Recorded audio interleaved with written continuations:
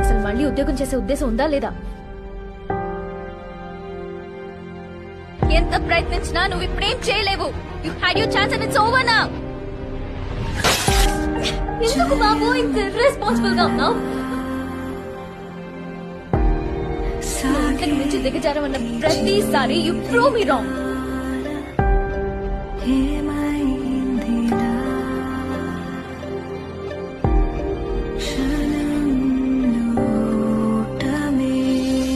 నీకు ఇష్టమైన పనిరా.